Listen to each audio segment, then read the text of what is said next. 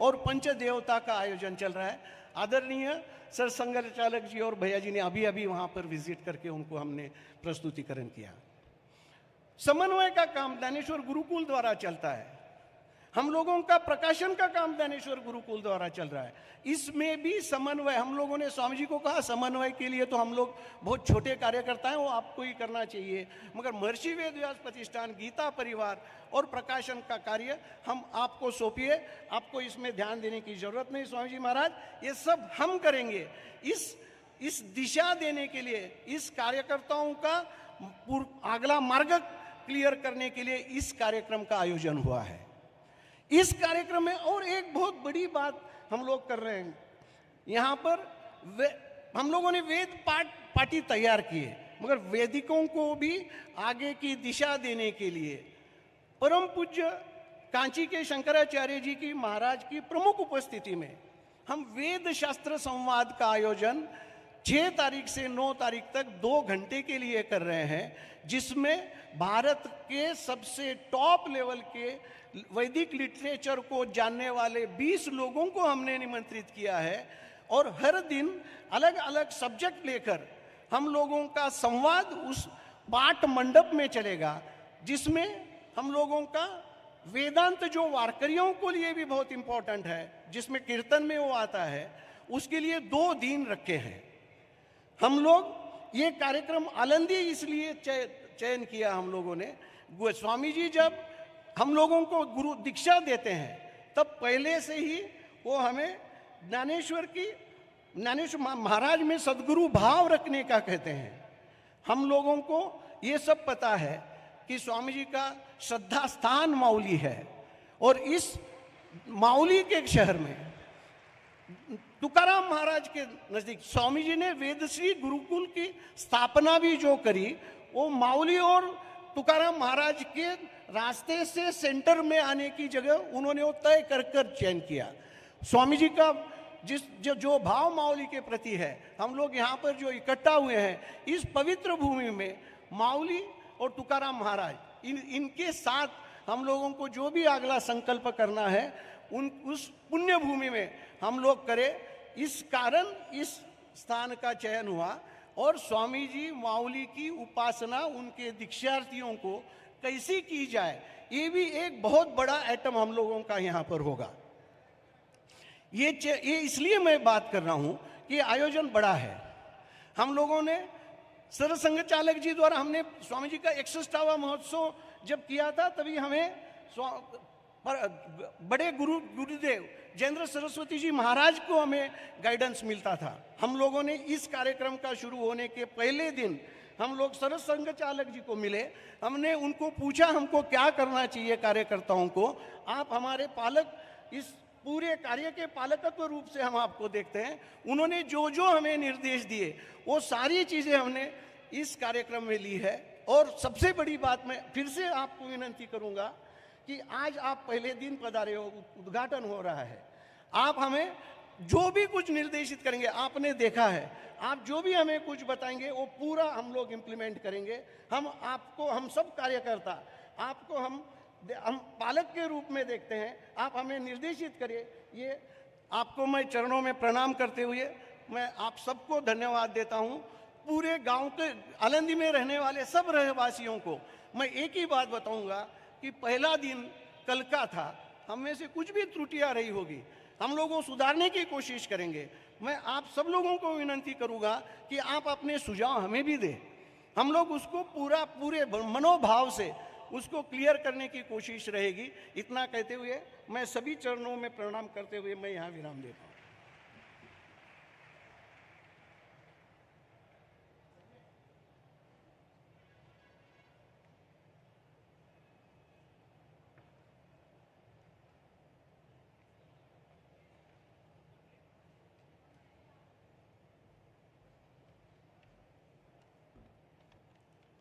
बहुत बहुत धन्यवाद आदरणीय गिरधारी जी काळे। इसके पश्चात हम आज के मुख्य अतिथियों का पूजन कर रहे हैं। मैं श्री राजेश जी मालपानी, जो कि हमारे स्वागत समिति के अध्यक्ष हैं, उनसे निवेदन करता हूं कि वो पूज्य सरसंघ चालक श्री मोहन जी भागवत का यहाँ पर स्वागत करे, उनको हार पहनाकर एवं रामलला की प्रतिमा प्रदान करके उनका पूजन करे।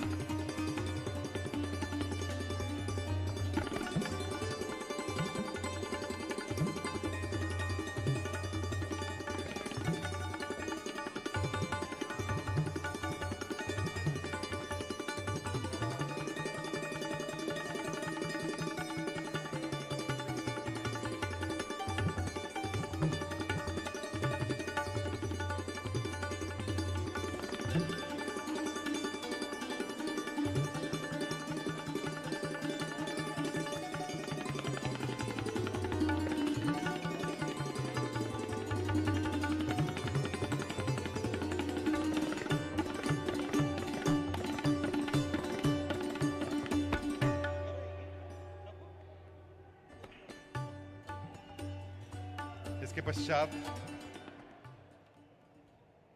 भैया जी जोशी जो यहाँ पर पधारे हैं वो हमारे इस समिति के मार्गदर्शक हैं। उनसे विचार विमर्श करके इस कार्यक्रम के अनेक विषय हमने पूर्ण किए।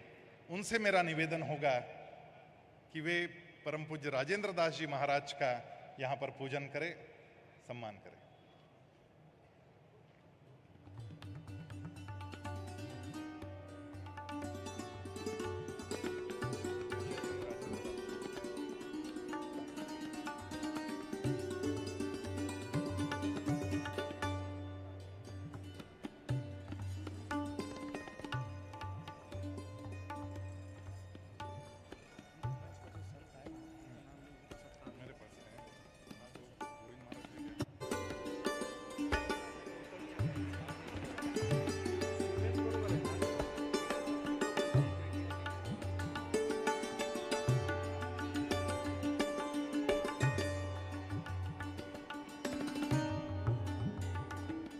जिनके अमृत महोत्सव के निमित्त से इस कार्यक्रम का आयोजन हमने किया, वो हम सबके गुरुजी पूज्य स्वामी गोविंद देव गिरि जी महाराज, हमारे स्वागत समिति के दूसरे कार्याध्यक्ष श्री आनंद जी राठी से मेरा निवेदन है कि वे कृपया पूज्य स्वामी गोविंद देव गिरि जी महाराज का स्वागत करें, पूजन करें।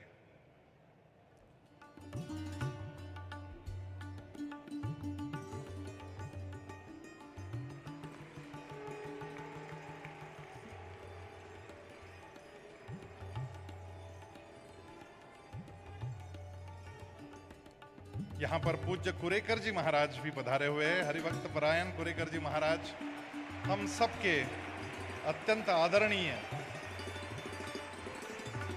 इस भागवत धर्म पताका को आगे ले जाने वाले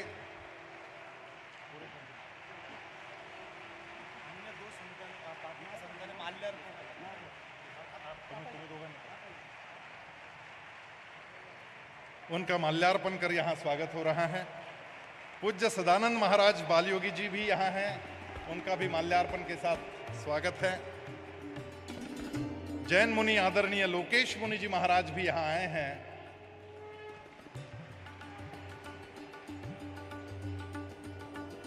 उनका भी स्वागत है। एवं पूज्य प्रणवानंद जी महाराज यहां पधार चुके हैं।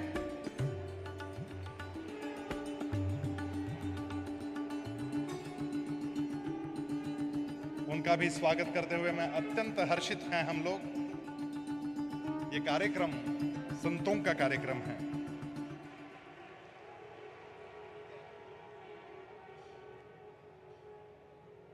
इसके पश्चात मेरा निवेदन है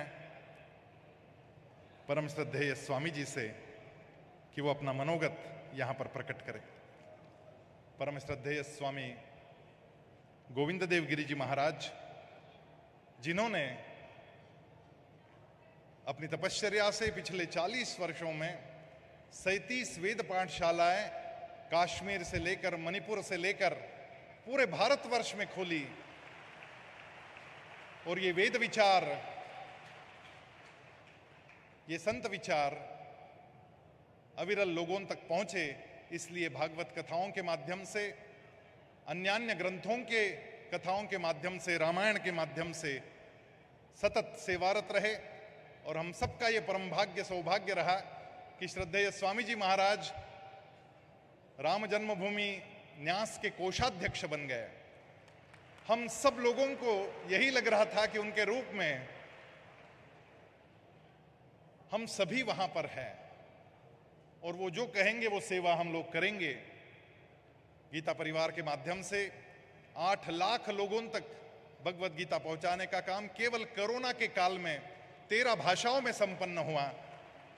मैं परम श्रद्धेय स्वामी गोविंद देव गिरी जी महाराज से निवेदन करता हूं कि वे अपना मनोगत प्रकट करें।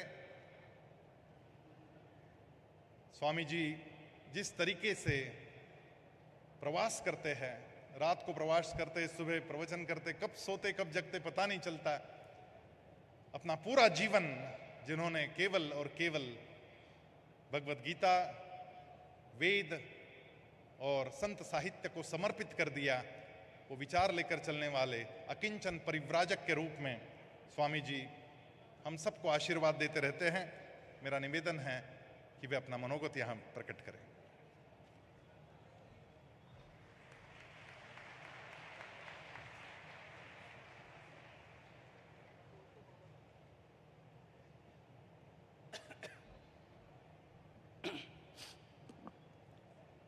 आपदाम अपहर्तारम दातारम सर्वसंपदाम लोकाभिरामम श्रीरामम भूयो भूयो नमाम्यहम्। नमामि सद्गुरुं शांतं सच्चिदानंद विग्रहं पूर्ण ब्रह्म परानंदम ईशम आनंदी वल्लभम। प्रपन्न पारिजाताय तोत्रवेत्रैकपाणये ज्ञानमुद्राय कृष्णाय गीतामृतदुहे नमः।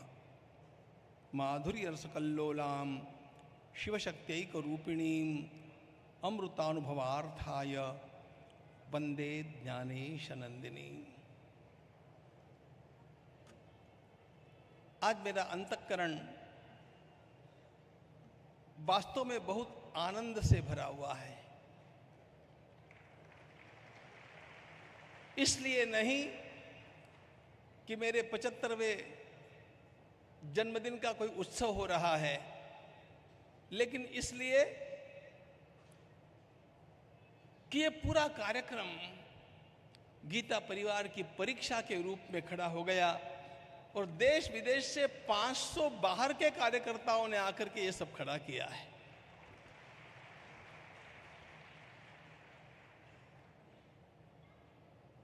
गीता पढ़े पढ़ाए, जीवन में लाए। चाहे महर्षि वेदव्यास प्रतिष्ठान का वेद सेवा का कार्य है, चाहे संत ज्ञानेश्वर गुरुकुल का संत वाङ्मय के प्रचार का काम है, चाहे श्री कृष्ण सेवा निधि का अन्य सेवाओं का काम है, लेकिन हमारी सारी संस्कृति और हमारे सारे इन न्यासों का केंद्र भगवत गीता है। इसको हम कभी नहीं भूल सकते हैं।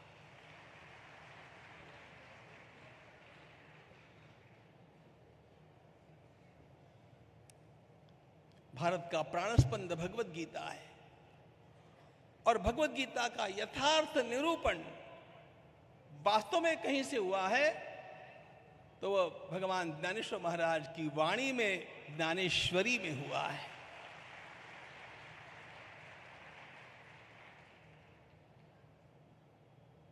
बहुत बहुत अध्ययन करने का प्रयास मैंने किया। सारे दार्शनिक, सारे विचारक, सारे योगी, सारे सिद्ध पुरुष, सभी संप्रदाय सबका यथाशक्ति अवलोकन अध्ययन करने के पश्चात मेरा अंतःकरण एक बात में स्थिर हो गया कि सारे संसार में आनंदी से बढ़कर के और कोई स्थान नहीं है।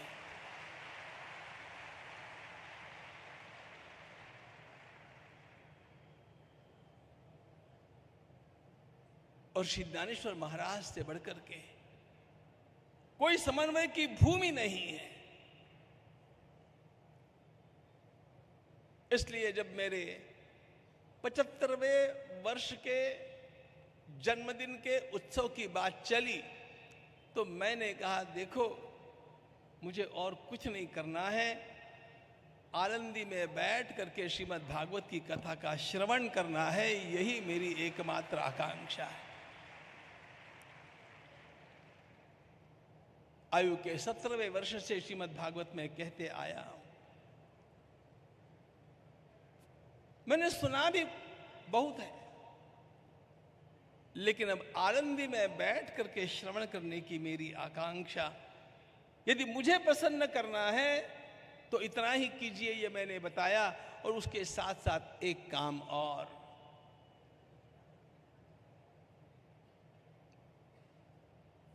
आनंदी की भूमि में खड़ा होकर के झूठ तो मैं बोलूंगा नहीं, आपको सत्य बताता हूं।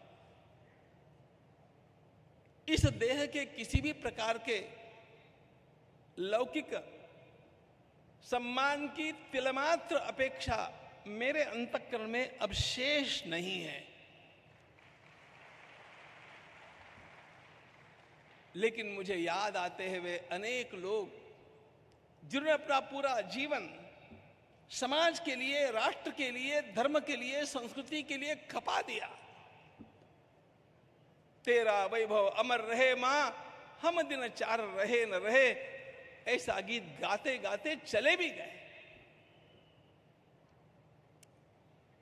मेरे बाल्यकाल से मैंने उनके आदर्शों को मेरे अंतःकरण में विराजमान किया, तो मेरे मन में आया कि मैं देह की आकृति विशिष्ट चैतन्य नहीं हूं। वैसे भी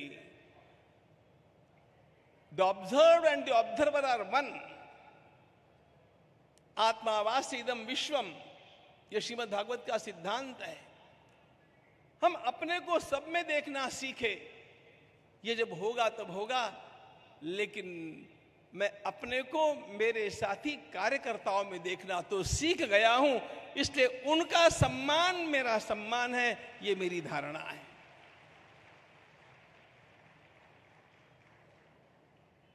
सबका वर्णन तो करते बैठने का स्थान ये नहीं है, लेकिन मैं जब विचार करता हूं, हमारे साथी डॉक्टर प्रकाश सोमन ने 50 वर्ष केवल मेरी सेवा में लगा दिए, किसी भी प्रकार की बिना अपेक्षा किए। जब मैं विचार करता हूं, हमारे श्रीधर पंत फड़के, परसों हमारी एक बहन उनसे मिलने के लिए गई और फोटो खिंचवाना था। मैं उनको बचपन से जानता हूं, कितना सेवा का कार्य उन्होंने किया है। आयु के 80वें वर्ष में आकर के यदि कोई ये कहता है कि ये मेरी पहली फोटो है, तो उसका आत्मविलोपी जीवन कैसा होगा, विचार कीजिए। इन समर्पित अनेक राष्ट्र सेवकों का सम्मान, यही मेरा सम्मान है।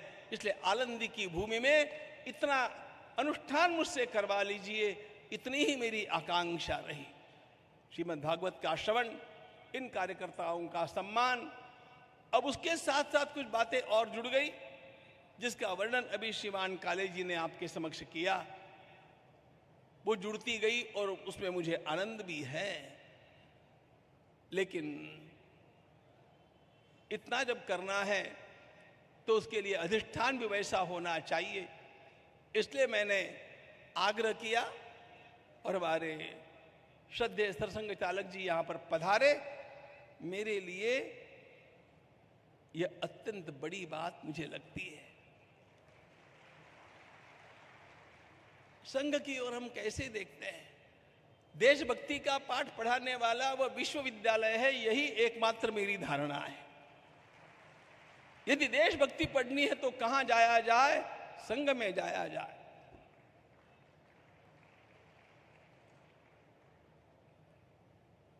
Open university. और इसलिए जब विराट की आराधना करने का हमारा पर्व अब चल रहा है इस अमृत वर्ष में, तो उसके लिए शुभकामना प्रदान करने हेतु आपका शुभागमन आवश्यक था। साथ साथ अन्य अनेक संत महात्मा पधारेंगे और मेरे ऊपर अमृत का सिंचन करेंगे। ऐसा लगता है जीवन में कुछ कुछ स्वर्ण के कण प्राप्त कर लिए, अब कुछ स्वर्ण के कण जो प्राप्त करने हैं इस अमृत वर्षा से मुझे प्राप्त हो जाएंगे। मेरा और मेरे कार्यकर्ताओं का जीवन धन्य होगा। यह अत्यंत अनुकूल इस प्रकार का पर्व प्राप्त करने के लिए मैं भगवान ज्ञानेश्वर महाराज, तुकाराम महाराज से लेकर के सारी संत परंपरा का साष्टांग अभिवादन करता हूं और एक पंक्ति बोल देता हूं जो मैं आज रोज गुनगुनाते रहता हूं। देश से है प्रेम तो, देश से है प्रेम तो हर पल ये कहना चाहिए, मैं रहूं या ना रहूं भारत ये रहना चाहिए, भारत ये रहना चाहिए। भारत माता की जय।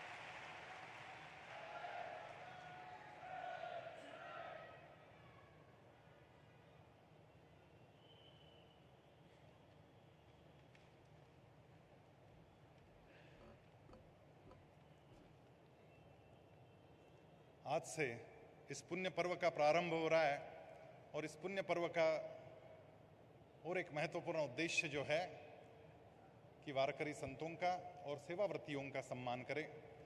वारकरी संतों का सम्मान तो पश्चात होगा ही, लेकिन आज जिन सेवाव्रतियों का सम्मान यहाँ पे हो रहा है उसका निवेदन करने के लिए मैं हमारे शांतनु जी, रिठे अनिता जी, रविशंकर और अंजलि दीदी तापड़िया, इनसे निवेदन करूंगा कि वो उन सत्कारार्थियों का यहाँ पे परिचय दे और उनका सम्मान आज पूज्य सरसंघचार्य जी के हाथों हम करें।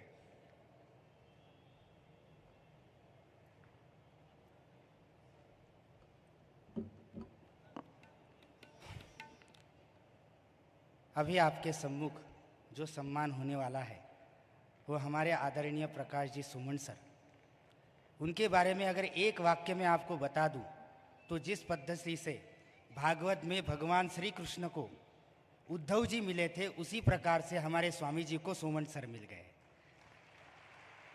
जो भी उद्धव जी का काम भगवान श्री कृष्ण के साथ था उसी प्रकार का काम हमारे सारे के सारे व्यवस्था में पूजनीय प्रकाश सर सुमन जी का है। उनके बारे में एक बात और अगर आपको बता दूं तो पूरा प्रतिष्ठान आज जो खड़ा है और अन्य स्वामी जी के जो भी काम आज खड़े हैं उन सारे कामों में वो मूल आधारशिला से लेकर थे। आधा मंदिर तो सबको दिख जाते हैं लेकिन नीचे की जो आधारशिला होती है वो किसी को नहीं दिखती। हमारे सोमन सर स्वामी जी के सारे कार्यों की आधारशिला की तरह है। उनका सम्मान आज पूरे के पूरे प्रतिष्ठान का सम्मान हमें लग रहा है। मैं उनको आमंत्रित करता हूं और पूजनीय सरसंघ चालक जी से विनती करता हूं कि वो उनका सम्मान करें।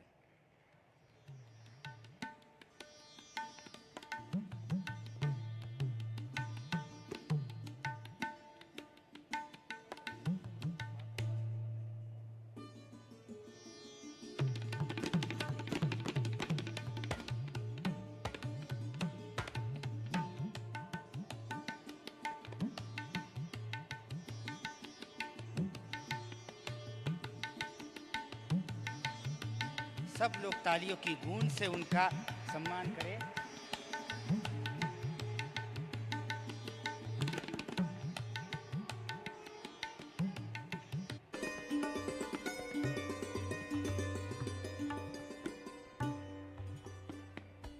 मित्रों, स्वामी जी का जो भी कार्य हुआ है, आज स्वामी जी की जितनी भी संस्था है उन सारे संस्थाओं में एक व्यक्ति अगर सारे संस्थाओं में कोई ट्रस्टी है तो हमारे सोमन सर है। स्वामी जी का लेखन हो, स्वामी जी का बोलना हो या स्वामी जी को कुछ सुझाना हो या कार्य को किस प्रकार से आगे बढ़ाना हो, इन सारे बातों के लिए जिन जिन कल्पकताओं की आवश्यकता होती है वो सारे के सारे सद्गुण हमारे सोमन सर जी में है। उनका सम्मान आज हमें ऐसा लग रहा है कि हमारे सारे कार्यकर्ताओं का सम्मान हो रहा है। मैं सोमन सर जी को अभी आपको और एक बात बता देता हूँ। सोमन सर जी को आज पता ही नहीं था कि आज उनका सम्मान होने वाला है।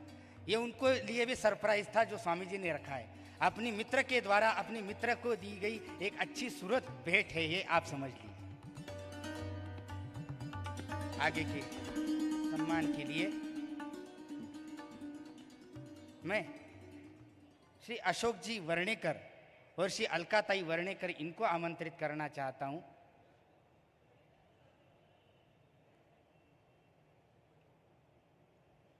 हमारे अशोक जी वर्णेकर और अलकाताई आपको दिखने में बहुत सीधे सरल हो लग जाते हैं, लेकिन आपको पता नहीं होगा जब पूर्वोत्तर भारत में सारी की सारी आपदाओं में और अनेकानेक संकटों से घिरा हुआ पूर्वोत्तर भारत था, उस समय जाकर के वहाँ के आसाम के पार्वतीपुर में जाकर के वहाँ के लोगों में, वहाँ के बच्चों में भारत के प्रति श्रद्धा भाव जागरूक करना और भारत के प्रति प्रेम जागरूक करना, उनको शिक्षा देना, इसके लिए अपना पूरा घर बार छोड़ करके ये पूरा दाम्पत्य वहाँ पर जाकर के पूरा सेवा करता रहा और आज तक उनकी सेवा चलती है।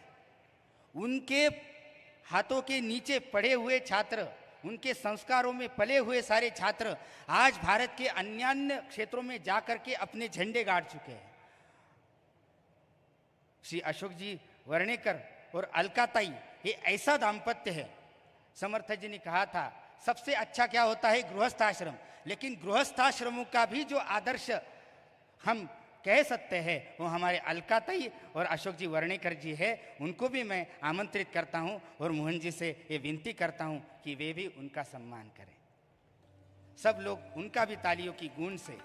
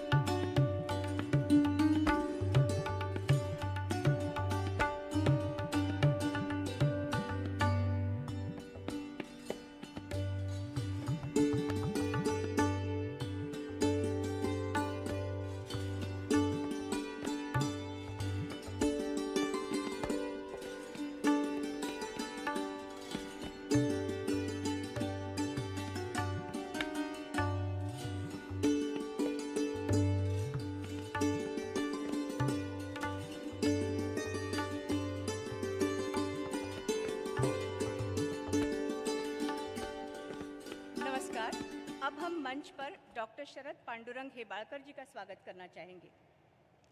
मनसा सततम स्मरणीयम वचसा सततम वदनीयम लोकहितम मम करणीयम लोकहितम मम करणीयम। मन से सदा योग्य स्मरण करे, बोलते समय भी सदा योग्य बात कहे। लोकहित में काम करना हमारी प्राथमिकता होनी चाहिए, तभी लोक कल्याण होगा। यही भाव हमारे आदरणीय डॉक्टर शरद जी पांडुरंग हेबाळकर पर सार्थक सिद्ध होता है। बालपन से ही जिनके मन में देश प्रेम कूट कूट कर भरा हो, मनसा वाचा कर्मणा से जो प्रतिक्षण देश के प्रति समर्पित हो, ऐसे परम आदरणीय 80 वर्षीय श्री शरद जी के बारे में संक्षेप में कह पाना कठिन है, हम केवल प्रयास कर सकते हैं।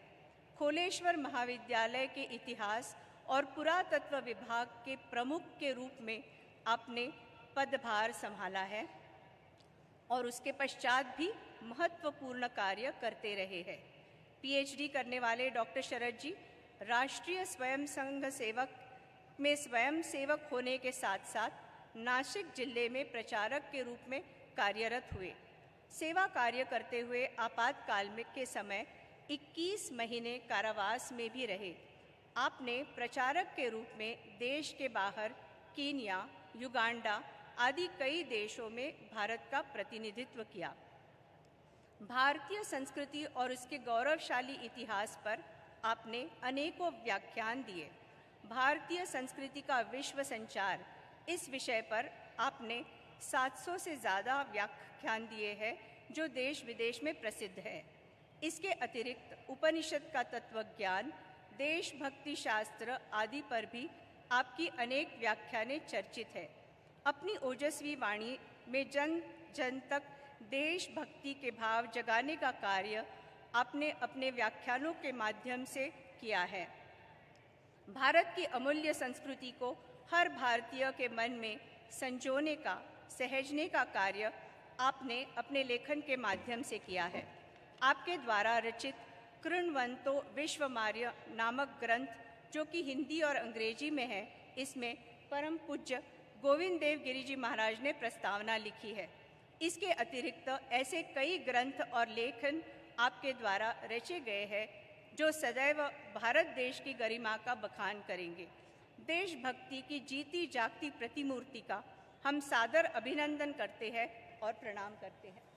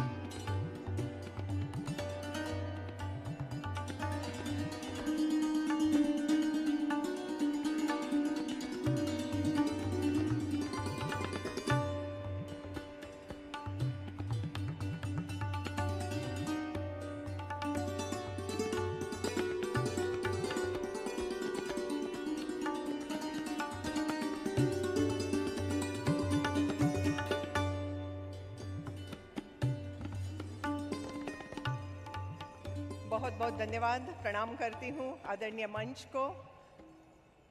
आमंत्रित करना चाहूंगी चैतन्य ज्ञानपीठ के संस्थापक आदरणीय श्री मुकुंद राव जी गोरे। आप आमंत्रित हैं मुकुंद राव जी गोरे। आनंद भुवनी इस दिव्य काव्य से प्रेरित होकर स्वामी समर्थ रामदास जी के स्वप्न पूर्ति के लिए आप निरंतर कार्यरत रहे। मराठवाड़ा के जालना जिले के जाम्ब इस गांव का संपूर्ण विकास करने का दृढ़ संकल्प आपने लिया और कड़ी मेहनत और लगन के साथ आप इस महान कार्य के लिए जुट गए। जाम गांव को वैश्विक प्रेरणा केंद्र में आपने प्रतिफल करा और जाम गांव में ही आपका और परम श्रद्धेय स्वामी गोविंद देव गिरि जी का संपर्क आया। साल 2 साल के वास्तव्य में अनेक विषयों का, समर्थ जी के विचारों का आदान प्रदान आप दोनों में हुआ। भारतीय अध्यात्म शास्त्र एवं संत परंपरा के अध्ययन के लिए जाम यह प्रेरणा केंद्र बन गया है। आपका सर्व दिशा में कार्य चल रहा है। अपने कार्यकाल में आपने भारतीय मजदूर संगठन के लिए निरंतर भ्रमण किया और मजदूरों की कई समस्याओं का आपने निराकरण किया। यह विशेष बात है। आप आमंत्रित हैं।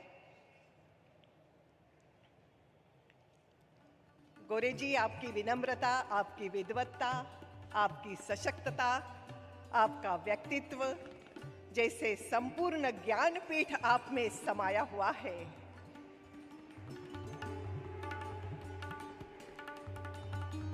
राष्ट्र प्रेम के लिए आपका समर्पण हम सबको, यहाँ बैठे सभी को प्रेरित करता है।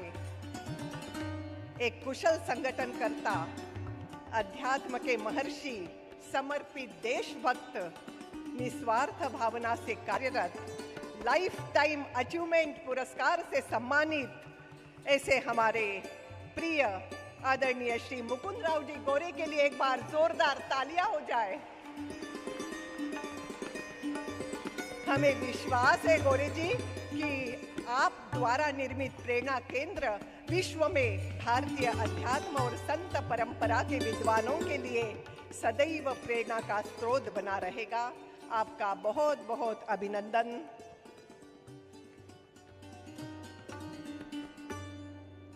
मला असं वाटतं की वय देहाला असतं, मनाला नसतं, आणि मनानं तरुण असणारी माणसं कधीच वृद्ध होत नाही। आदरणीय गोरेजी आणि आमचे पुढचे सत्कारमूर्ती आदरणीय फडकेजी याचं मूर्तिमंत उदाहरण आहे।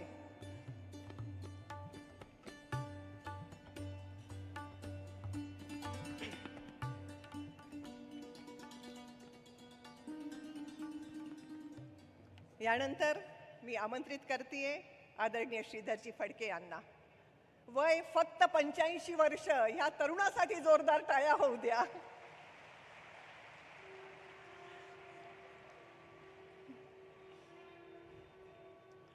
श्रीधर पंत पंच नाम से पहचाने जाते हैं। रत्नागिरी जिले में आपका जन्म हुआ। बचपन से ही संघ के कार्य में आपने अपना जीवन बचपन से ही समर्पित कर दिया है, यह विशेष बात है। आइए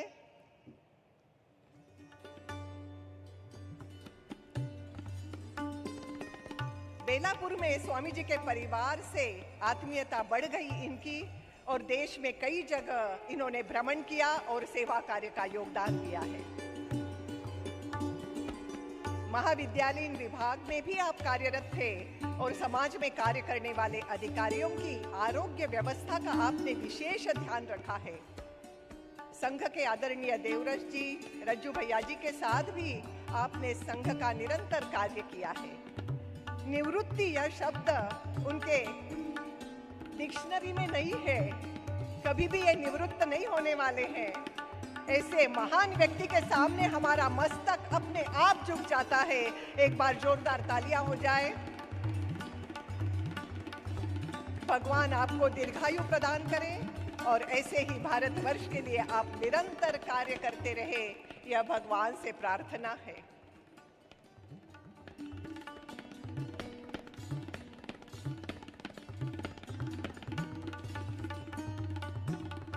बहुत बहुत धन्यवाद।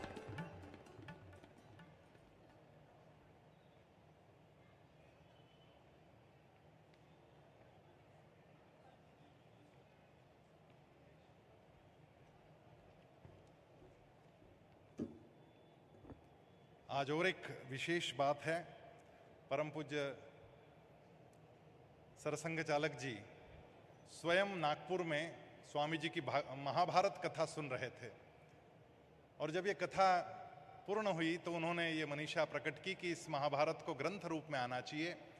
आज उन्हीं की उपस्थिति में, उन्हीं के हाथों हम स्वामी जी द्वारा कहे गए महाभारत का, उसके 3 खंड होंगे, लेकिन उसके पहले खंड का प्रकाशन आज हम लोग कर रहे हैं। मैं मंच पर उपस्थित सभी संत महंतों को एवं अतिथियों को निवेदन करता हूं कि आप आज इस ग्रंथ का विमोचन करें। महाभारत जो विजय का ग्रंथ, महाभारत परिवार में समन्वय कैसे रहें और झगड़े हो जाए तब भी निर्वैरः सर्वभूतेषु यस्य मामेति पांडव, ये बात कहने वाले भगवान श्री कृष्ण का उपदेश जिस महाभारत ग्रंथ में है, उस महाभारत ग्रंथ का प्रकाशन आज जिनकी इच्छा से इस कार्य को लिखा गया, इस ग्रंथ को लिखा गया, उन्हीं के हाथों इस ग्रंथ को प्रकाशित करते हुए आज हम अत्यंत अभिभूत हैं।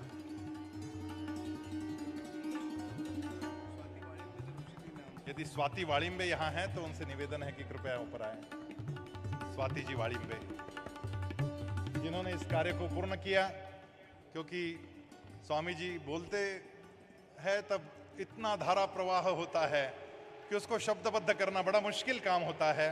जो काम हमारी दीदी स्वाति जी वाड़िम्बे इन्होंने किया। अनेक ग्रंथों में उनका बड़ा योगदान रहा है, उनको भी धन्यवाद है।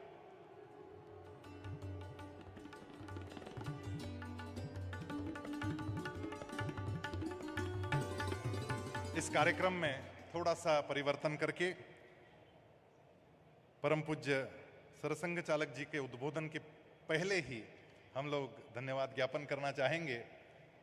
मैं इस कार्यक्रम के कार्याध्यक्ष स्वागताध्यक्ष श्री आनंद जी राठी से निवेदन करता हूं कि वे धन्यवाद ज्ञापन करें और उसके पश्चात हम जिस क्षणों के लिए आतुर है वो पूज्य सरसंघ चालक जी का उद्बोधन हम सुनेंगे।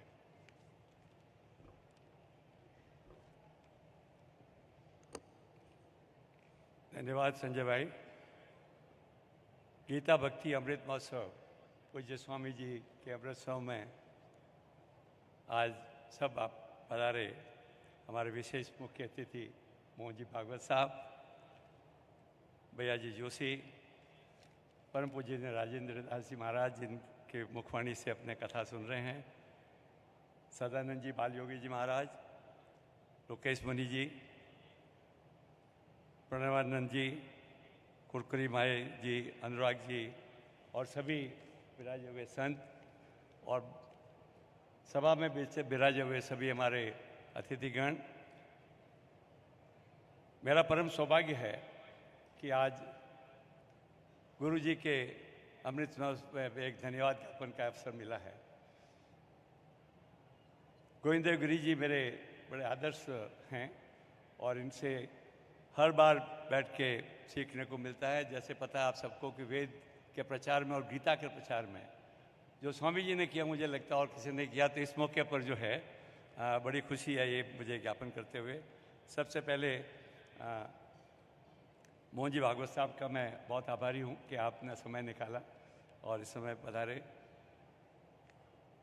संत पधारे हुए हमारे लोकेश मुनि जी, राजेंद्र दास जी, सदानंद जी बाल योगी जी, प्रणवानंद जी, कुरकुरी मुनि जी, अनुराग जी, सभी का मैं बहुत बहुत हृदय से आभारी हूँ कि आप इस अवसर पर आप हमारे साथ पधारे। इस अवसर पर जो भव्य आयोजन किया है उसके लिए हमको हर तरह से सहयोग मिला है।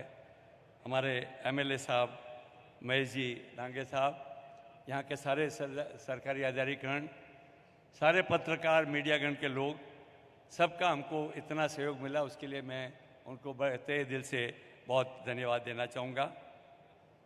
इतनी बड़ी व्यवस्था, एक 7 दिन की व्यवस्था जिसमें हजारों लोग यहाँ आए हैं, उन सब की व्यवस्था करने वाले हमारे जितने सहयोगी हैं उनको मैं ज़रूर धन्यवाद देना चाहूँगा। इस अवसर पर जिस तरह के यज्ञ का आयोजन किया अद्भुत है, जो इस तरह के स्वस्थ चंडी पाठ होना, साथ में कथा होना, इस तरह का आयोजन बहुत ही अद्भुत है और हमारे जितने यजमान लोग पधारे हैं उनको बहुत बहुत मेरी तरफ से धन्यवाद। जितने मेहमान लोग पधारे उनका धन्यवाद है। स्वामी जी, गोविंद देव गुरु जी का तो क्या धन्यवाद करूं, उनका तो मैं कहूँगा कि आपका आशीर्वाद अब सब पे बना रहे। आपने इतना अच्छा मौका, भारत का अमृत महोत्सव और भगवान श्री राम का प्राण प्रतिष्ठा और आपका अमृत महोत्सव, एक बड़े शुभ अवसर पर आपका सब पे आशीर्वाद बना रहे, ये हमारी आपसे प्रार्थना है। बहुत बहुत धन्यवाद फिर से। प्रणाम, सबको प्रणाम सर।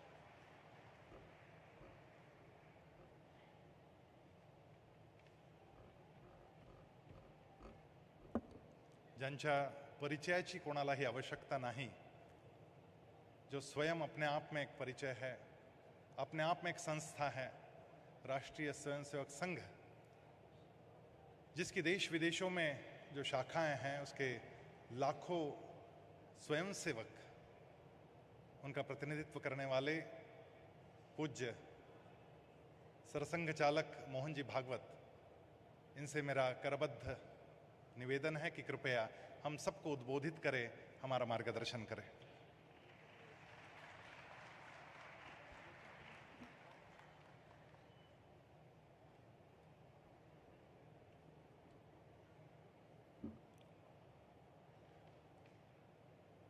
जिनके 75 वर्ष पूर्ण करने के उपलक्ष्य में यह आयोजन हो रहा है, ऐसे श्रद्धेय गोविंद गिरी जी महाराज, श्रद्धेय राजेंद्र दास जी महाराज, श्रद्धेय स्वामी प्रणवानंद जी महाराज, श्रद्धेय लोकेश मुनि जी, श्रद्धेय सदानंद जी महाराज, श्रद्धेय मारुति बुआ जी, उपस्थित सभी अन्य संत वृंद, नागरिक सज्जन, माता भगिनी एवं आत्मीय कार्यकर्तागण,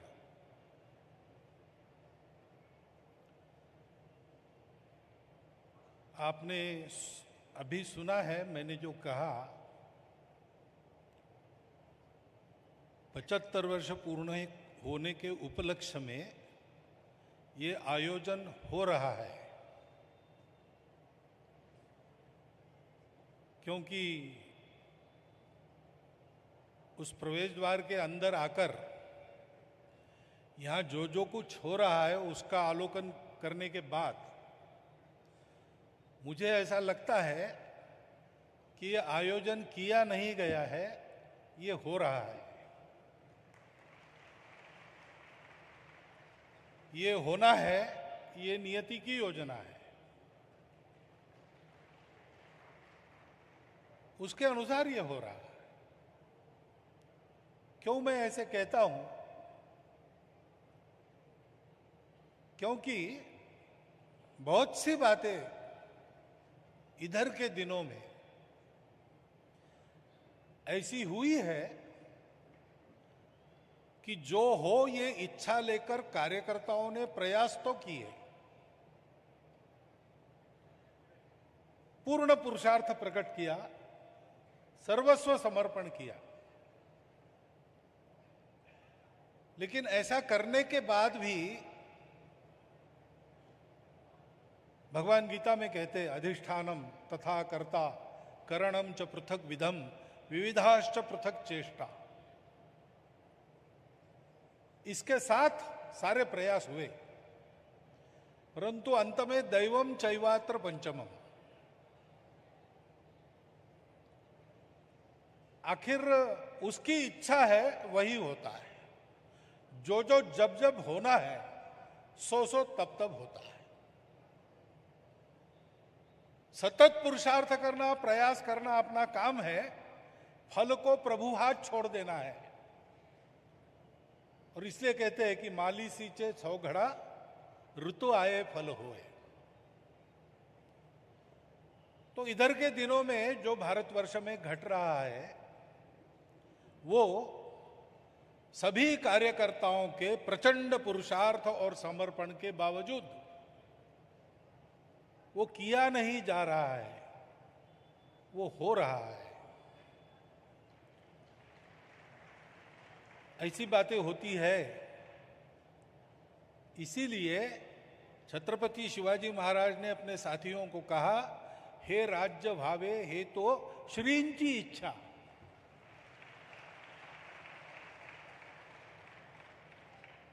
इसलिए डॉक्टर हेडगेवार ने संघ के स्वयंसेवकों को बार बार कहा कि अपना ईश्वरीय कार्य है।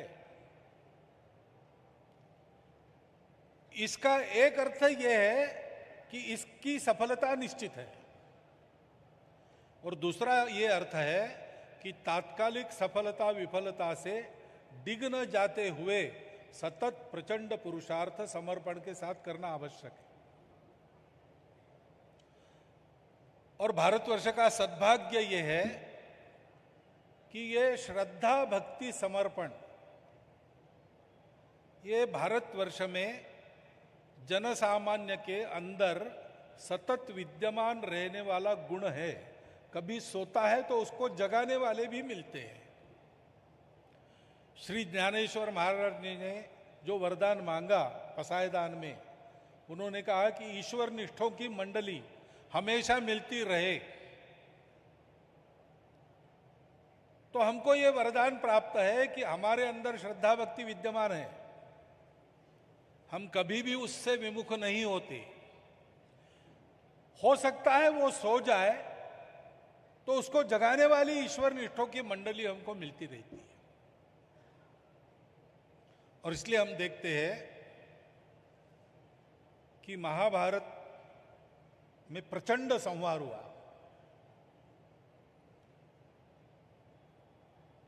बहुत सारी प्रतिभाएं उस युद्ध में समाप्त हो गई।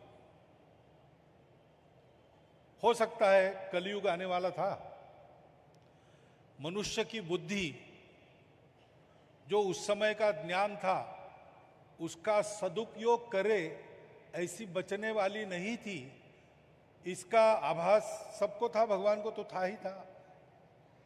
उन्हीं के योजना क्रम से सारी बातें होती रहती है। तो उस समय का वो दिव्य ज्ञान लोगों के हाथ में न लगे, इसलिए इस संहार की रचना हुई। और उस संहार में वो ज्ञान भी नष्ट हो गया। परंतु ज्ञान नहीं है तो अज्ञान का अंधकार है, और अज्ञान के अंधकार का परिणाम तो सतत पतन और अंत में विनाश यही है। और जैसा स्वामी जी ने आज कहा, मैं रहूं या ना रहूं, भारत ये रहना चाहिए। ईश्वर की इच्छा भी यही है कि कोई रहे ना रहे, भारत ये रहना चाहिए। क्योंकि भारत को उन्होंने एक प्रयोजन दिया है। वो प्रयोजन यही है कि जीवन के अंधकार को हटाकर तमसो मां ज्योतिर्गमय, असतो मां सद्गमय, मृत्योर मां अमृतम गमय, इस प्रकार सतत आगे बढ़े सृष्टि, समष्टि और व्यष्टि मिलकर। ऐसा ज्ञान समय समय पर विश्व को देते रहना, और इसलिए भारत बना रहना चाहिए। तो भगवान की इच्छा है, लेकिन दैव पांचवा है। पहले 4 मनुष्यों को पूर्ण करने पड़ते अपने पुरुषार्थ से। तो फिर नैमिषारण्य में एक बहुत बड़ा संगम हो गया ऋषियों का। 84,000 ऋषि एकत्र आए थे। ऋषि वो होते हैं जो ज्ञान का सतत अनुसंधान करते हैं, एकांत में आत्म साधना करते हैं, लोकांत में सेवा परोपकार, विद्यादान, ज्ञानदान, इसमें अपना समय बिताते हैं। उन सब ने विचार किया कि संहार हुआ, लेकिन भारत ही रहना चाहिए, इसलिए हमको क्या क्या करना होगा। जितना ज्ञान था उस समय मानव जाति के पास, उसकी फिर से चर्चा हुई, शास्त्रार्थ हुए, उसको कलयुग की बुद्धि लेकर मानव समझ सके इतना सरल बनाया गया। उसके विभाग किए गए, और गांव-गांव में, घर-घर में, झोपड़ी-झोपड़ी में अंतिम व्यक्ति तक वो ज्ञान पहुंचे, इसकी व्यवस्था की गई। आज के हमारे जो घुमंतु बांधव है, वो उस समय जो व्यवस्था हुई थी, एक एक झोपड़ी तक ज्ञान पहुंचाना, इस कार्य के लिए जिन्होंने अपना घर बार छोड़कर देश देश, गांव गांव विचरण करना स्वीकार किया, ऐसे अभियानकर्ताओं के अवशेष, उनके वंशज, और आज भी कुछ मात्रा में श्रद्धा पूर्वक उस व्रत को निभाने वाले अपने बंधु, वही हमारे घुमंतु बंधु है। आप कल्पना कीजिए कितना बड़ा उद्यम। सब लोग वेद बोल नहीं सकते, सब लोग प्रवचन कर नहीं सकते, सब लोग विज्ञान समझ नहीं सकते, लेकिन आज हमारे किसी देहात में या मध्य प्रदेश में रहने वाली अशिक्षित बूढ़ी माता भी बच्चों को कहती है शाम के बाद वृक्षों को, पेड़ों को हाथ मत लगाओ, वो सोते हैं। जगदीश चंद्र बसु ने ये विज्ञान की दृष्टि से बताने के सदियों पहले से ये ज्ञान हमारी झोपड़ियों में पहुंचा है। छोटी मोटी बीमारियों के घरेलू उपचार हमारे यहां प्रचलित है। कितनी है ऐसी बातें प्रत्यक्ष आचरण की जो पहुंची। क्यों पहुंची? वो आयोजन हुआ नैमिषारण्य में। आज मैं यहां आया तो मुझे लगा कि आयोजन भी उसी प्रकार का आयोजन है। निमित्त महाराज जी के 75 वर्ष पूर्ण हुए उसका है, परंतु आयोजन उस दृष्टि को मन में लेकर किया है कि नहीं किया है मुझे पता नहीं, लेकिन होना वही है। फिर से यहां पर शास्त्रों की चर्चा होने वाली है, ये हो रहा है। रामलला आ गए 22 तारीख को, बहुत बड़ा पुरुषार्थ हुआ, सतत लड़ाई हुई, सब हुआ, लेकिन इस पीढ़ी के भाग्य में आया रामलला जीवंत अपने अधिष्ठान पर वहां पर खड़े हैं, ये देखने का। ये हुआ है, ये हुआ है, ये सारे पुरुषार्थ के बावजूद भी किया नहीं है। 4 बातें हमने ठीक से पूरी की, इसलिए भगवान की कृपा बरसी है, उनकी इच्छा से हुआ है, और उनकी इच्छा के फलीभूत होने का वो प्रारंभ बिंदु है। 22 तारीख को उस आयोजन में मेरा सौभाग्य था, मुझे प्रत्यक्ष साक्षी होने का अनुभव मिला, महाराज जी भी वहां थे। उसके बाद यहां पर इस आयोजन को होता हुआ मैं देखता हूं तो मुझे लगता है ये संयोग नहीं है, ये योजना है, नियति की योजना है।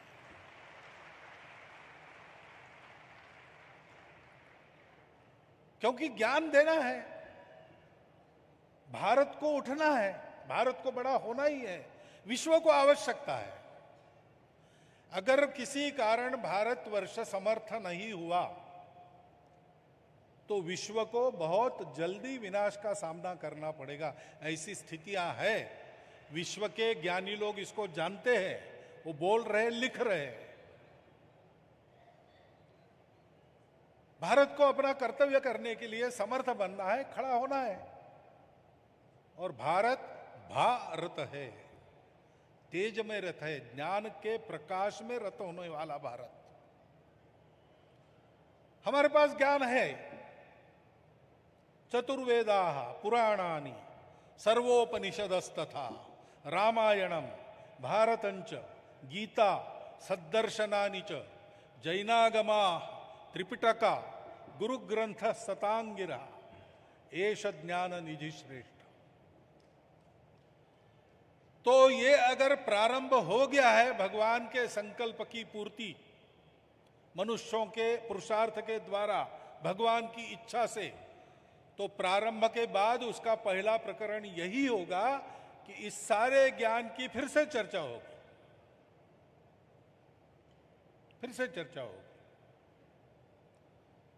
अभी महाभारत कथा का पहला खंड यहां पर उन्मिलित हुआ है, उसमें एक वाक्य है, श्लोक भी दिया है कि बार बार ज्ञान के पंक्तियों का, ग्रंथों का अर्थ करना पड़ता है। अर्थ गलत नहीं होना चाहिए, इसलिए सारा प्रपंच है। अर्थ गलत होने से कितने अनर्थ हो गए। तुकाराम महाराज ने कहा है, अर्थे लोपली पुराणे घात केला शब्द ज्ञाने। तो अपने इस प्राचीन ज्ञान निधि को नई परिस्थिति के संदर्भ में नए ढंग से अर्थ लगाकर उद्भासित करने की आवश्यकता है। क्योंकि चलना तो उसी बुनियाद पर है।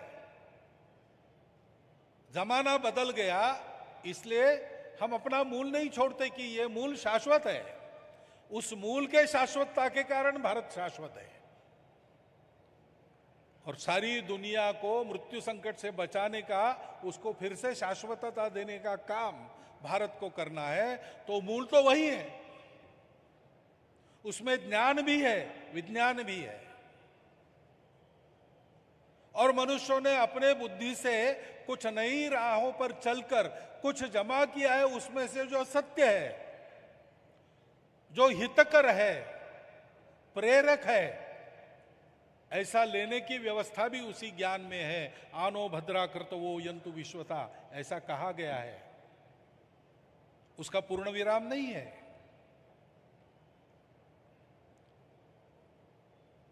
लेकिन उन्हीं शाश्वत मूल्यों को पुनर्जागृत करने की दृष्टि से आज की परिस्थिति में उनका आचरण कैसे हो, आज के परिस्थिति में उन पर आधारित आचरण के नियम कैसे बने, इसका शास्त्रार्थ होना आवश्यक है। जानकार लोगों ने, विद्वानों ने, संतों ने, ऋषियों ने, मुनियों ने, सब ने एकत्र बैठकर यह जो अपना भारतवर्ष है उसके आज के स्थिति में फिर से उसको उस विश्वगुरु स्वरूप में खड़ा करने के लिए और जो शाश्वत ज्ञान संपदा है उसको सामान्य लोगों के आचरण में उतारने के लिए उसका कथन कैसे हो, उसका प्रतिपादन कैसे हो, उसको कैसे समझाया जाए, उसके आधार पर आचरण की व्यवस्थाएं क्या और कैसी बने, जिससे सर्वे भी सुखिनः सन्तु सर्वे सन्तु निरामयाः सर्वे भद्राणि पश्यन्तु मां कश्चित् दुःख भाग भवेत्, ये निकल जाए।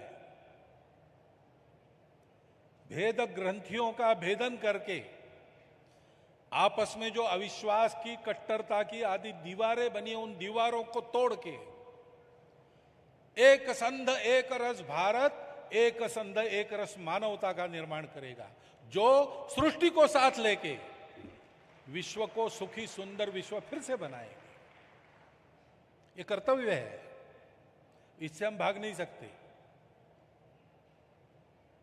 उत्तर राजकुमार कौरवों की प्रचंड सेना देखकर भागने लगा तो अर्जुन ने उसको भागने नहीं दिया, उसके पीछे भागकर उसके केश पकड़कर वापस लाकर खींच कर बिठाया। रथ का सारथ्य करो, मैं लड़ता हूं।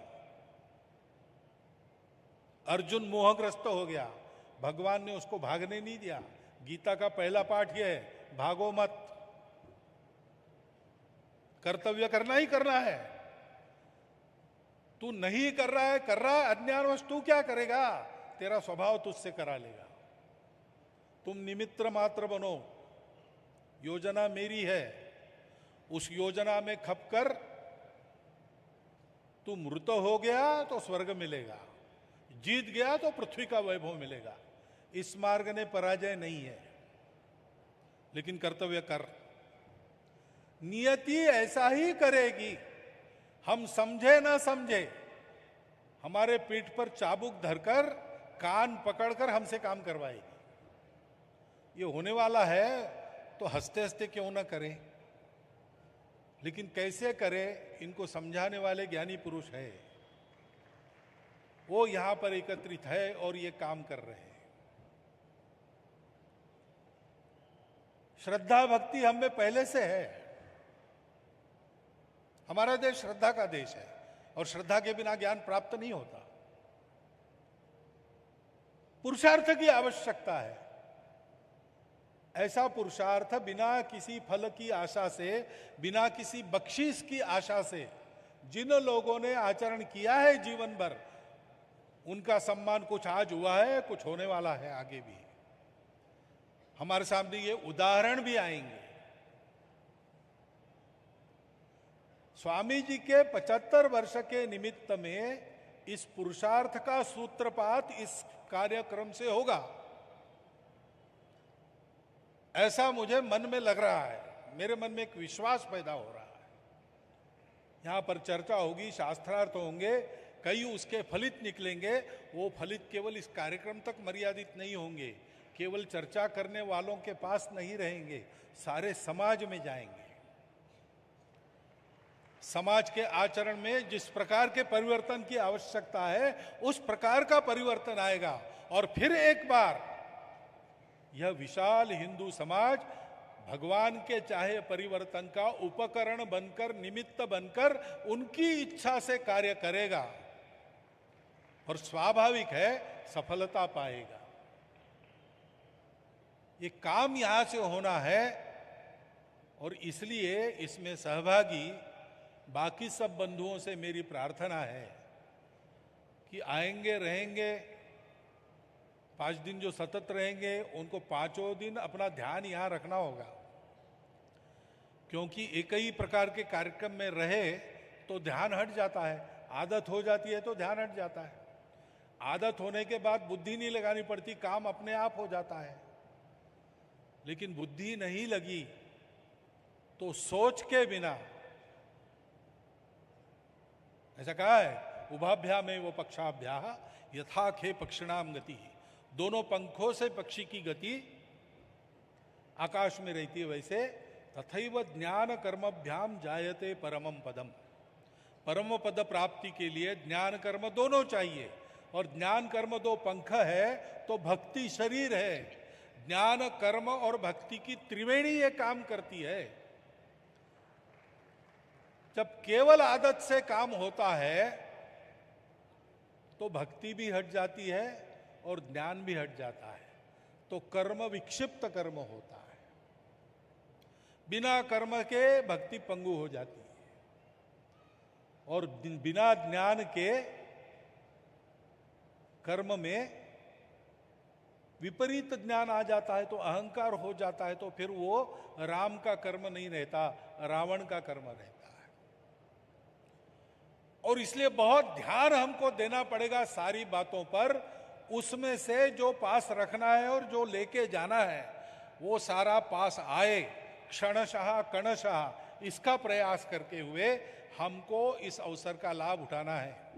क्योंकि मैं ये मान रहा हूं कि ऐसे प्रसंग एक के बाद एक जो हो रहे हैं वो किए नहीं जा रहे हैं, वो अपघात नहीं है, संयोग नहीं है, वो नियति की योजना है। और उस नियति की योजना के कर्मकार हम बने, इसलिए हमारे पास उन प्रसंगों तक लाने के लिए हमारे संत वृंदा, आचार्य गण, विद्वान लोग सब कारणीभूत हो रहे हैं। उनके प्रति मेरे मन में कृतज्ञता हृदय में परिपूर्ण है। उस कृतज्ञता के साथ स्वामी जी को मैं उनके अमृत महोत्सव की शुभकामनाएं देता हूं, और उनका ये आयोजन अपने सर्वार्थ में सर्वांग परिपूर्ण सफल हो, ये हृदय की इच्छा व्यक्त करता हूं। मेरा ये विद्वानों में अविद्वान का भाषण आपने सुन लिया, इसलिए आपका धन्यवाद करता हूं और मेरे कथन को विराम देता हूं।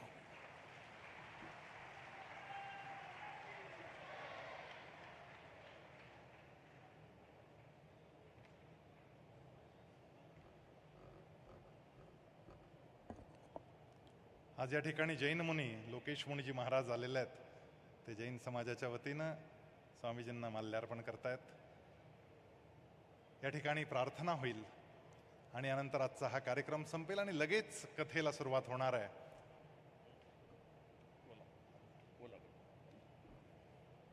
जो कार्यकर्ताओं का सम्मान करता है, सारा संसार उनका सम्मान करता है। एक संत कैसा होना चाहिए, उसका अगर एक प्रतीक उदाहरण कहीं प्रस्तुत करना हो, बेधड़क निर्विवाद रूप से आप कह सकते हो कि पूज्य गोविंद देव गिरि जी महाराज की तरह संत होना चाहिए। और मैं ये इसीलिए नहीं कह रहा हूं, महावीर कहते हैं सोई उज्जूय भूयष्टे धम्मो शुद्धस्स चिट्ठई। जो रिजुता, जो सरलता, जो शिशु की सरलता आपके भीतर है, विद्वत्ता और विनम्रता की पराकाष्ठा है, सहजता और सरलता का अद्भुत समन्वय है। एएनआई वाले ने पूछा कि जब आप प्रधानमंत्री जी को चरणामृत पान करा रहे थे कैसा महसूस हुआ?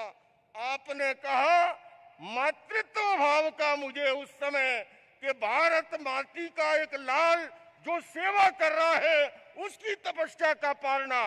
आज मैं उन संत का संपूर्ण जैन समाज की ओर से उनका अभिनंदन करता हूं और प्रभु से कह रहा हूं, परंपार की पुरुष तुम्हारे चैनों में ये चैन निराला और दिव्य ज्योति से भरा हुआ सब नैनों में ये नैन निराला है। कोमल नवनीत हृदय से प्रज्ञा से प्रखर बनाया, सब सुमनों में खिला हुआ, सुमनों में ये सुमन निराला।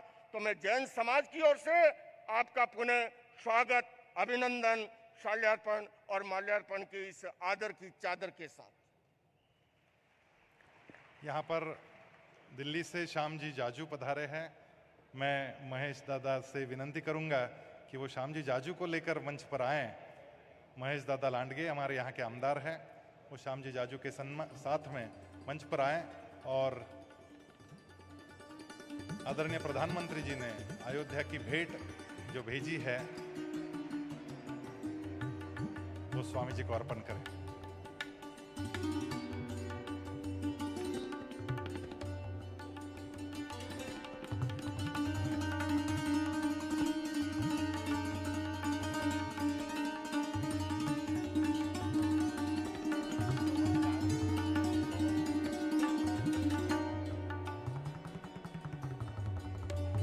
रामलला का सुंदर टिकट जो विमोचित किया गया, वो रामलला का आशीर्वाद यहाँ पे प्राप्त हो रहा है।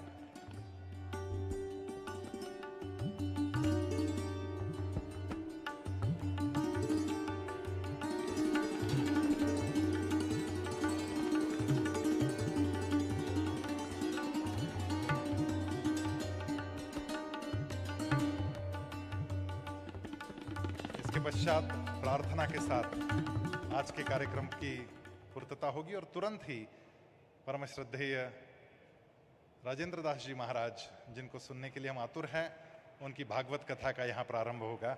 प्रार्थना के लिए ब्रह्मवृंद आमंत्रित है। ओम वसुदेवसुतं देवं कंसचाणूरमर्दनं देवकी परमानन्दं कृष्णं वन्दे जगद्गुरुं। सहनाववतु सहनौ भुनक्तु सह वीर्यं करवावहै तेजस्विनावधीतमस्तु मा विद्विषावहै। ओम शांति शांति शांति। सद्गुरु श्री ज्ञानेश्वर महाराज की जय। जगद्गुरु तुकाराम महाराज की